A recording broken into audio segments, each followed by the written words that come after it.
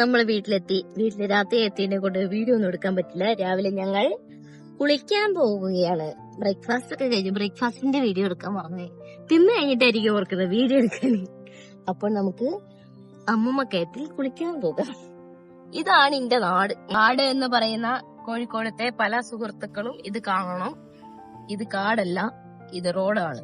ഇതാണ് നമ്മളെ ആലക്കോട് പള്ളി, നമ്മുടെ പ്രസിദ്ധമായ ആലക്കോട് പള്ളി.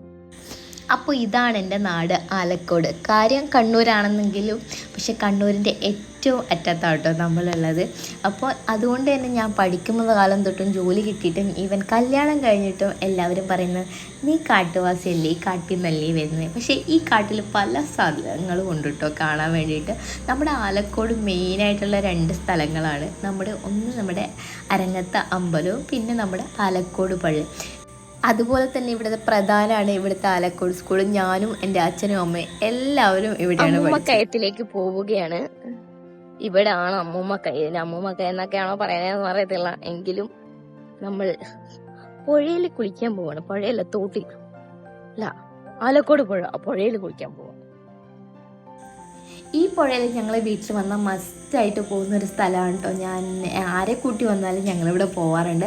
വേനൽക്കാലത്തും മഴക്കാലത്തും അത്യാവശ്യം നല്ലോണം വെള്ളമുണ്ടാവും. മഴക്കാലത്ത് നല്ലോണം വെള്ളം ഉണ്ടാവും, വേനൽക്കാലത്ത് കുറച്ച് കുറവാണെങ്കിലും നല്ല വെള്ളം ഉണ്ടാവുന്ന ഒരു സ്ഥലമാണ് കേട്ടോ ഇത്.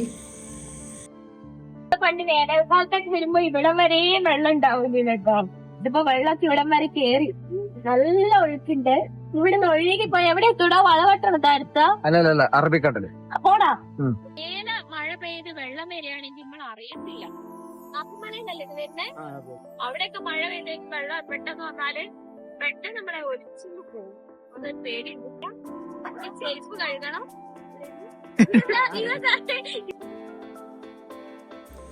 എപ്പോഴും അത്യാവശ്യം നല്ലോണം വെള്ളമുള്ള സ്ഥലമാണ് കേട്ടോ ഇത്.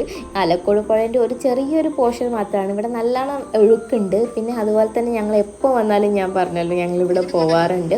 ഇവിടെ എനിക്ക് മെയിനായിട്ട് എനിക്ക് പറ്റാത്തൊരു കാര്യം എന്ന് പറഞ്ഞാൽ ഈ പുഴേൻ്റെ തൊട്ടടുത്ത് തന്നെയാണ് ഒരു ചേരുമരം ഉണ്ട് കേട്ടോ. ആ മരം തൊട്ടിന്ന് എപ്പോഴും എനിക്ക് ചൊറിയാറുണ്ട്. എന്നാൽ പോലും ഞാനിവിടെ വന്നു കഴിഞ്ഞാൽ ഇവിടെ കുളിക്കാണ്ട് പോകും. അങ്ങനെ ഞങ്ങളുടെ വെള്ളത്തിലേക്ക് എല്ലാ പരിപാടികളൊക്കെ തുടങ്ങി. ഞങ്ങൾ രാവിലെ വീട്ടിൽ നിന്ന് ഇറങ്ങിയതാണ്. ഞങ്ങൾ എത്ര നേരം വെള്ളത്തിൽ കളിച്ചു എന്നൊന്നും ഞങ്ങൾക്ക് അറിയത്തില്ല. വെള്ളം പേടിയുള്ള വർഷമാണ് ഏറ്റവും നേരം വെള്ളത്തിൽ കിടന്നത് കേട്ടോ. നമുക്ക് പേടിയാണെങ്കിൽ അവൾ മാക്സിമം അവളെ കൊണ്ട് ചെയ്യാൻ പറ്റുന്നതൊക്കെ ചെയ്തു.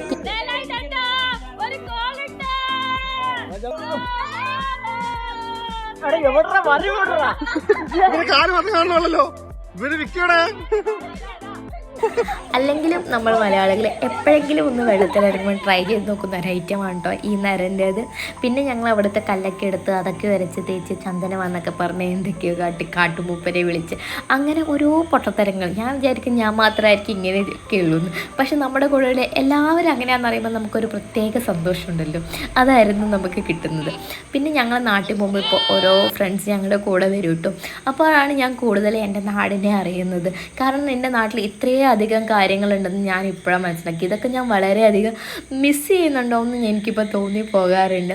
അപ്പോൾ ഞങ്ങളുടെ നാട്ടിലെ വിശേഷങ്ങൾ കഴിഞ്ഞിട്ടില്ല. ഇനി ഞാനൊരു അടുത്തൊരു വീഡിയോ ആയിട്ട് കാണും വരെ ബൈ ബൈ.